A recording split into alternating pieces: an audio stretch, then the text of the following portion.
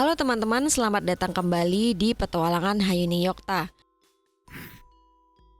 Setelah berpetualang ke Keraton Yogyakarta, kali ini kami akan berpetualang menuju bagian yang lebih utara yang tentunya masih berhubungan dengan garis imajiner. Sebelum turut berpetualang bersama kami, pastikan teman-teman subscribe, nyalakan tanda loncengnya, like dan share video ini. Teman-teman juga bisa sampaikan kritik dan saran pada kolom komentar atau bisa juga email kami di hayuningyokta@gmail.com. Petualangan kami kali ini adalah di Tugu.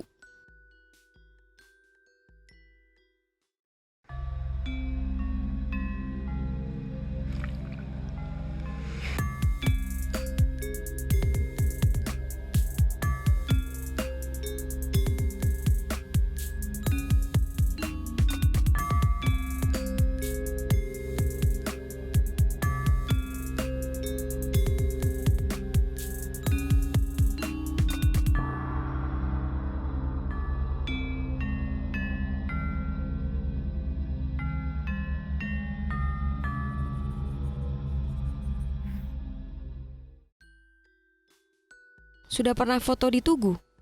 Jika sudah, selamat teman-teman yang katanya sudah sah berkunjung ke Yogyakarta. Jika belum, selamat pula teman-teman telah menjaga kesakralan Yogyakarta melalui Tugu. Tugu The Witpal atau yang biasa disebut Tugu Yogyakarta, dahulunya bernama Tugu Golonggilek.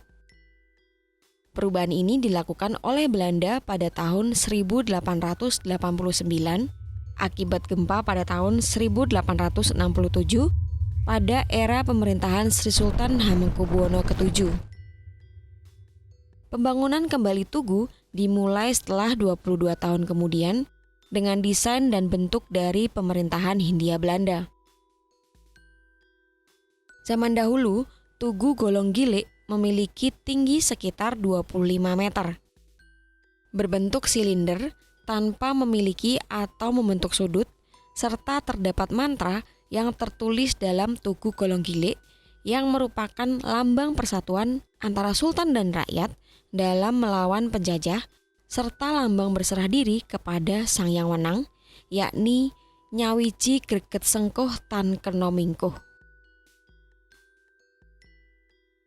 Tugu Golonggilek yang merupakan lambang sakral dan memiliki nuansa magis dalam persatuan antara sultan dan rakyat ini diketahui oleh Belanda. Akhirnya, dengan adanya peristiwa gempa yang terjadi, menjadi kesempatan Belanda untuk menghancurkan persatuan antara sultan dan rakyat. Maka dari itu, Belanda membuat desain dan bentuk yang jauh berbeda.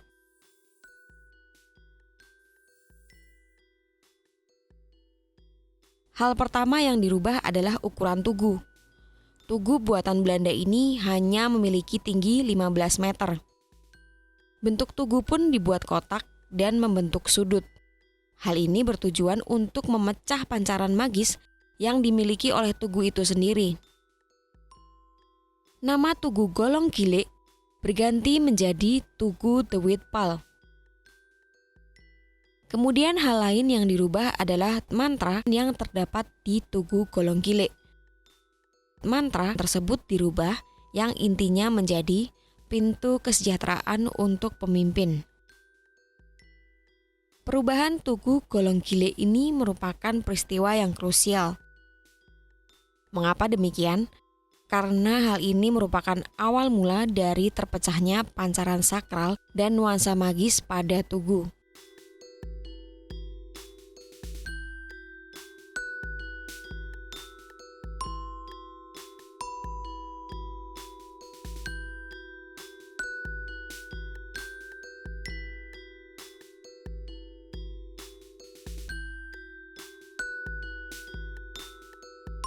Penasaran bagaimana perubahan pancarannya? Cek video kami sebelumnya ya yang menceritakan tentang garis imajiner. Selain itu, tulisan yang dirubah memberikan efek yang cukup signifikan bagi rakyat terutama dalam hal ekonomi. Jadi secara filosofis, apabila tugu dibuat sebagaimana mestinya atau dengan dimensi yang berbeda, akan lebih memancarkan kesakralan dan nuansa magis yang dimilikinya. Nah, itu tadi mengenai sejarah dan filosofi Tugu yang dapat kami ceritakan. Sekarang pasti teman-teman tahu bahwa sebenarnya bangunan ini adalah bangunan yang cukup sakral karena memiliki sejarah dan filosofi yang kuat.